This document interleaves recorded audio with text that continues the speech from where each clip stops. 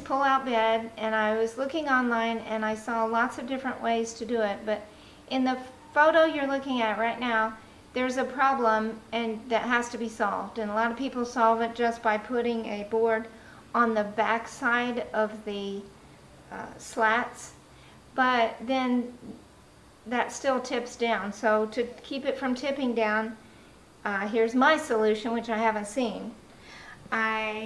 Here's the board, and then I put two pieces here and here. I'm going to attach them, but I had this genius idea. Well, actually, I saw these downstairs when I went to get something else, and I thought, aha, this will make a nice smooth transition because wood on wood doesn't slide very easily. So this is going to be upside down, and it will slide better. And that's all I have to say about that. Hold that in your hand so I can get it closer, and then turn it over. I assume they still make them. It's put on the bottom of a chair, and it glides better than wood on wood. So now you've got the first section done, so now you're going to start building the slide-in part. Yeah, and if you're confused, this is upside down. Good one. Good catch. Yeah, so we'll see how it turns out. This is how it looks when it's open. And you're like, what is that orange thing? I will show you. It's a string, and it will help you put it together. Okay, so all you do, I will show you, and then I will tell you a little bit about it. You push it together. When it gets back here and it won't go, you got to lift it up a little bit. That's why you have the magic string. So here is the bed as a couch. And if you have, we're going to have two cushions, and as a couch, of course, we're going to put the other one up as a back. And we can sit like this. We have some storage under there. And the new cushions are a little bit longer because they go from side to side in the RangeRunner when we put this in sideways as opposed to how we had it in the 4x8. Yeah, we're going to sleep sideways.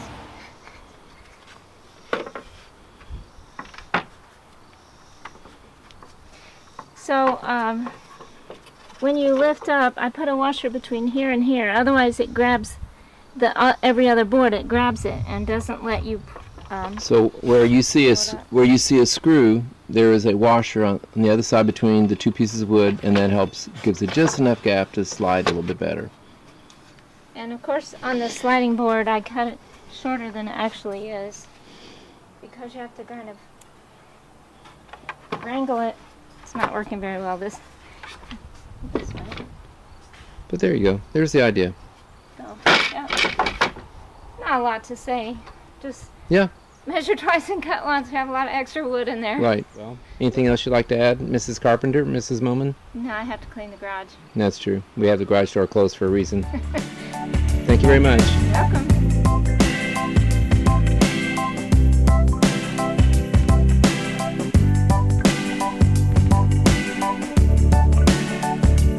Charles wanted me to show you a little bit about the bed, so I'll show you a little bit. There's two parts to it. There's the base right here, and the base is 25 inches, and then there's a sliding part, and that's 26.5 inches. When I first started to build it, we have two cushions, and they're both 23 inches, so I made the base 23 inches wide. And I was going to make this 23 inches wide, and I realized that that wasn't going to work because it has to overlap. So that's what you have to do. You build this is just like a ladder. You build a ladder and you put those on far enough apart that these can go in between with quite a bit of space between. You have to put quite a bit of space or it's really hard to slide it. There's a board under here connecting all of the sliding slats, and I have screwed them in from the bottom, but I put a spacer, a metal spacer washer between the screw and the board so that there's room. Otherwise it'll be really hard to pull open or impossible. Okay, and the last thing about the bed is you're going to have this coming out of the floor.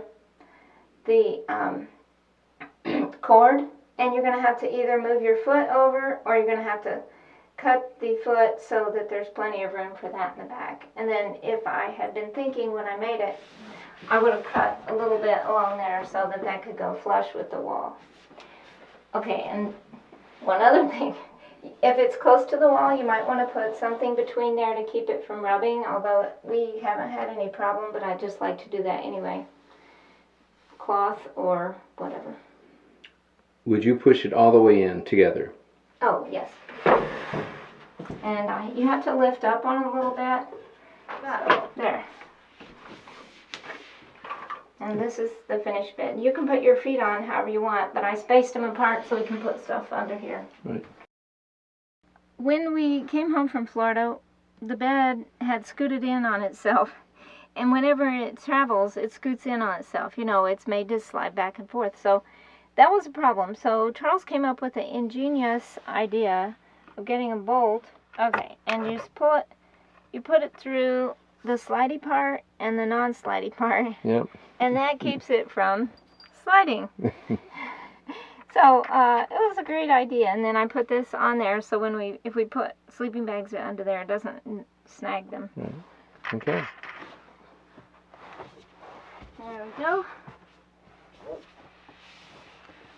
Whew. Look at all the room in here. Woohoo. And pillows. Ta-da. There you go. One more thing I just discovered. I was putting something under there and I thought, boy, that looks ugly with the feet down and all the junk under there. And what could I put under there? And so I grabbed my table runner and turned it the other way and stuck it there. And it fits perfectly. So now I have to make another one for that. Of course, if you have a blanket, the blanket will cover it. Or some people have quilts and that'll be fine too. But Okay. Anyway. We did the floor in these interlocking foam pieces. You can get them from Walmart or several different places. We did the whole floor. It's a little tricky cutting it out, but no big deal. You can get it in different colors and different styles. It was very nice. It adds insulation and it's very soft on your knees.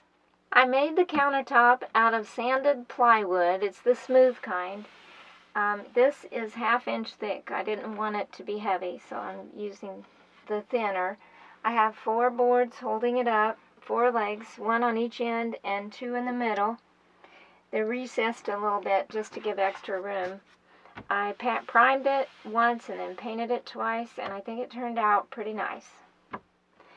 In case you're wondering, we did not screw this into the walls. It's freestanding. It's locked in here by the frame of the door. It cannot come out, and it doesn't want to go up.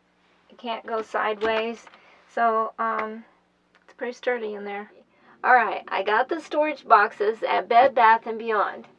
And before I even figured out how I was going to make this, I figured out how they're going to fit in here and how many I want, how tall they're going to be.